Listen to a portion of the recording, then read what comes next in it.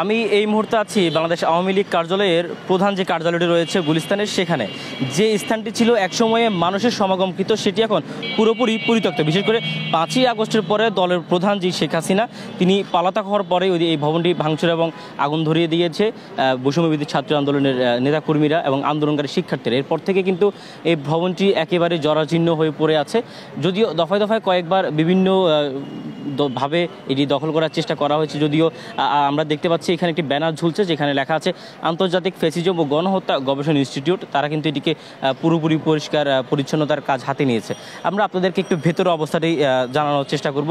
আপনারা জানেন আসলে যে জুলাইয়ের সময় যে আন্দোলন শুরু হয় সেটির পতন শেষ হিসেবে কিন্তু 36 জুলাইতে যে আওয়ামী ফ্যাসিস্ট শেখ হাসিনা কিন্তু পতন হয় এবং পতনের পরপর থেকে দলের যে নেতাকর্মীগুলো ছিল তারা কিন্তু সবাই দেশ ছেড়েছেন, বাড়ি ছেড়েছেন এবং প্রত্যেকটি স্থায়ীভাবে কিন্তু তাদের যে অফিসগুলো রয়েছে সেগুলোকে ভাঙচুর করা হয়েছে এবং ভাঙচুরের পরে কিন্তু সেই জরাজীর্ণ স্থানগুলো একদমই পরিত্যক্ত অবস্থায় ছিল। বিভিন্ন ভাবে কিন্তু অনেকে চেষ্টা করেছে।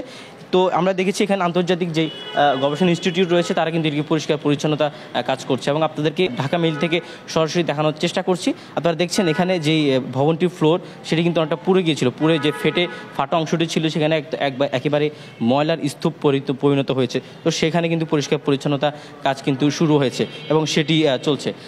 আপনাদেরকে জানিয়ে রাখি বাংলাদেশ আওয়ামী লীগ সরকারের পতনের পর থেকে যে বিভিন্ন জেলা উপজেলা যে নেতাকর্মীরা ছিল তারা কিন্তু সবাই দেশ ছেড়েছেন এবং এই যে 5ই আগস্টের আগে কিন্তু যে আওয়ামী লীগ সরকার তারা কিন্তু এই ভবনেই দল বল নিয়ে কিন্তু জনগণ এখানে কিন্তু ঢুকতো এবং যে প্রধান কার্যালয় হিসাবে এখানে সবসময় কিন্তু মানুষের সমাগম থাকতো। দলের নেতাকর্মী শুরু করে প্রত্যেকটি স্থানে কিন্তু মানুষের সমাগম থাকতো। বিশেষ করে যদি বলা যায় আমরা একাধিকবার দেখেছি বাংলাদেশ আওয়ামী লীগের সাধারণ সম্পাদক যিনি ছিলেন ওবায়দুল কাদের, উনি যখন আসতো কিন্তু পুরোপুরি নিরাপত্তা এবং লোক বলে কিন্তু একদম সরগরম থাকতো। যদিও এখন কিন্তু এই ভবনটি একেবারেই পরিত্যক্ত। প্রায় 10 তলায় যে ভবনটি, প্রত্যেকটি ভবনে যে আসবাবপত্রগুলো ছিল সেগুলো কিন্তু সরিয়ে নেওয়া হয়েছে এবং আমরা দেখেছিলাম আন্দোলনকারী যারা ছিলেন বিশেষ করে বৈষম্যবিরোধী ছাত্র আন্দোলনের সাথে যুক্ত ছাত্র প্রতিনিধি তারা কিন্তু এটিকে আগুন দিয়েছে, ভাঙচুর করেছে এবং ভাঙচুরের পরিপ্রেক্ষিতে এখন কিন্তু সেই ভবনটি একেবারে জরাজীর্ণ হয়ে পড়ে আছে। আমরা কিছুদিন আগেও দেখেছি এটি পরিত্যক্ত হওয়ার কারণে অনেকটা শৌচাগারে পরিণত হয়েছিল, বিভিন্ন অপকর্ম কিন্তু এখানে হচ্ছিল। তো সেক্ষেত্রে আন্তর্জাতিক যে গবেষণা ইনস্টিটিউট তারা কিন্তু এটি কার্যক্রম হাতে নিয়েছে এবং হাতে নেওয়ার পরে এটা পরিষ্কার পরিচ্ছন্নতা শুরু হয়েছে এবং চলছে।